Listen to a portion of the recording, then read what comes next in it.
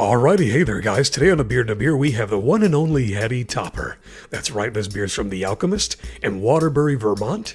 And coming in at 8% ABV, this is coveted as one of the best, if not the best IPA in the world.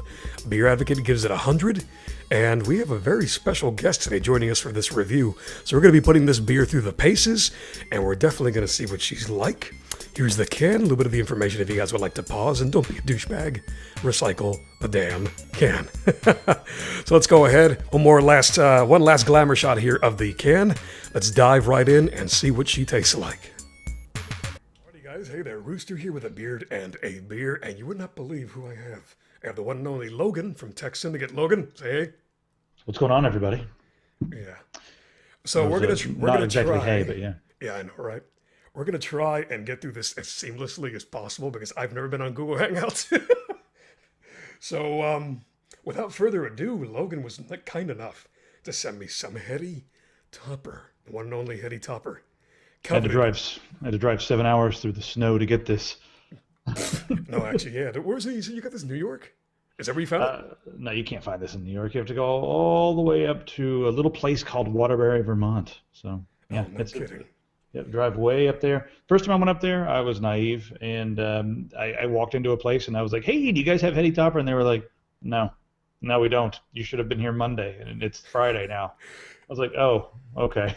What I find amusing is beeradvocate.com says this is a year-round brew, yet they sell out in the first week. Yeah, well, they brew it every, but they sell it on like the first day. I mean, but yeah, they're expanding right now. I've been reading up. Are you ready to open this thing? Yeah, actually, no. Yeah, I know you're dying. But let's go ahead and tell them a quick story as to how you found this for the first time. It's like, give me the best IPA. Here's the first time I ever found this. I was traveling around, and I really like mountains, and I really like the Appalachians. So I was hiking. We went up to a place called Waitsfield, Vermont.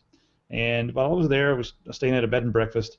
And I just went downstairs to the tavern in the bed and breakfast, and I said, hey, give me your best IPA. I have no idea what this part of the world has, so give me your best IPA. And he set this down in a can, and I looked at him like he was an idiot, and I was like, give me a glass.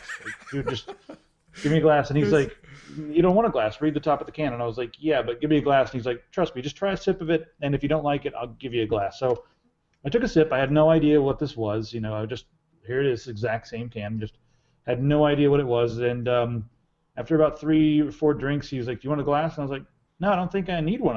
This is actually really good. And he goes, what do you think? I was like, I think it might be the best IPA I've ever had. And little did I know, this was, at that point in time, it had just been rated by, I think Rate Beer, or maybe it was one of the other websites, as one of the best beers in the world. A lot of people argue that it's the best beer in the world. I'm not sure if I'd go that far, but yeah, it's pretty damn good. Yeah, Beer Advocate has it about 100 on their score, and I think the Bros give it like a 98 or 93, maybe something like that. But yeah, no, I mean, the idea is apparently drink it out of the damn can. But for the sake of this review, I mean, you're going to do your own thing. But since it is my first time, I'm going to have the majority of it from the can for the sake of that it's supposed to be from the can. And then the last bit, I'm going to pour it out because I want to see its color. I want to see that body.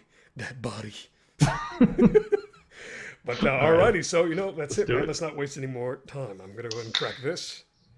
Okay, oops, I'm totally blocking my thing here. Oh, there we go. Alrighty then. Let me, for the sake of trying to get this properly in video here, let's see. Now, I also want to note that this is about 2.5 weeks old. Ooh, yeah, I was gonna ask you when you actually got this before, because it's been in the heat of shipment. And then back into a fridge, and I'm like, oh no.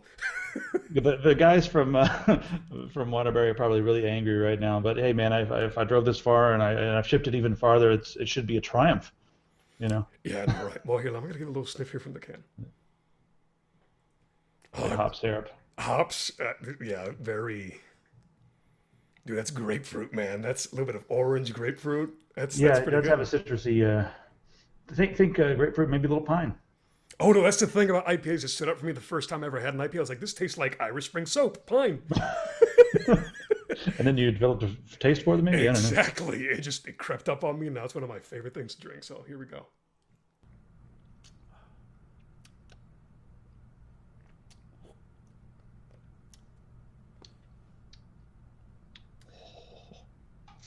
It's It's like the least nasty double IPA. A lot of them go for like that overly, ridiculously nasty, like hit you in the face with a million gallons of just hop syrup. This still is hop syrup, and it does have a bit of a bite in the aftertaste, in my opinion, but it has a refined smoothness to it. I'm waiting for the aftertaste. That's what I wanted to check. But I got to tell you, right up front, grapefruit and pure pine, right in my face, and I love it. The bitterness kind of lingers and then just goes away. It doesn't. That's pretty nice. That's pretty. Yeah, it's dangerous because it's, the aftertaste is not nasty.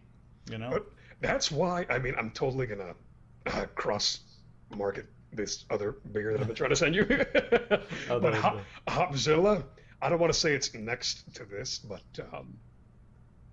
still, you'll see what I mean. You'll like it. I know you will, because if you like this, you'll like what I'm about to send you when it gets here. Yeah. There's a lot of IPAs that I really love. IPAs and really strong stouts are like my favorite type of beers. There are some days when I'm not in the mood for one of these, when I do want something nasty, like a Founder's Devil Dancer. They're like, actually last week I had a few Devil Dancers, and then I chased it with one of these, and this tasted like water compared to the Devil Dancer. You told me, and I was like, oh no, he's gonna switch. He's gonna convert. Yeah. Well, it's all depending on what mood you're in. Frankly, I'm probably in a mood for something really nasty more than I'm in the mood for this. But this is whenever I'm like doing something, creating music or whatever, this is easy to drink. It's only 8%. Yes. And it just has a smoothness about it that really I can't find anywhere else. Well, I probably could, but No, heavier beer-wise, what was the one I had that? If you find anything by Clown Shoes, get it. They're Vampire Slayer. They're Blaycorn Unidragon. They're up in Mass. Yeah. I've running around that area. I saw some of their stuff. They are, Mercury Brewing. That's what it is. Mercury Brewing in Ipswich, Massachusetts, I think. Yeah. I've had a couple of their things. I was somewhere near there and stumbled onto a bunch, and the bottles look cool. And I asked the guy, "Hey, how are these?" Yeah, they're pretty good. So, my question? What do you think of this? Does it meet your expectations? Because so many people online are calling it the best beer in the world, and so many people online are saying it's the best IPA ever. And I do want to note that it's typically better, in the first week, but I don't taste much of a difference. Maybe a little bit more hop, of a hoppy flavor when you first get it the first week. Yeah, I can imagine that the freshness, as if, according to how they, claim they make it. This is, let me see, beer is perishable is the best when it's young, fresh, and hazy. Oh, that's right. I have to pour it out. So after a couple more sips, You pour some. I had this on tap as well when I was up there running around in that area. At a local pub, and it did not taste the same on tap, but it was not bad. But I would not put it in the same category as out of the can. I'm not sure what happens when it's in the can. I think you do get a lot of the aroma in your nose. Like you get this great floral aroma just in your nose. And some people that like to taste their food that way with the smell and everything probably prefer it out on tap or in a glass. But I like the really concentrated hoppy pine grapefruit syrup, this is about the time where I pour it and about the time that I switch to my camera so everyone can see the damn pour. But all right, so let's see what this baby's color is like and carbonation-wise and everything else. But I gotta say, pininess, very good. The body, I want to say medium-ish. I agree with medium. Yeah, medium, and hold on. A little bit of malt, not a whole lot. It is an Imperial IPA, though, right? This is a double, right? Double, yes. Double/Imperial, yeah. Yeah. So normally those have more malt in them. I can taste a little bit, but I still want to say the hops are the most pronounced part for sure. Yeah, the hops are even more forward when you get it like on week number one. I had one of these that when I went from Kentucky, I ran around Vermont. I guess last year I needed a break when I was down in Kentucky just working.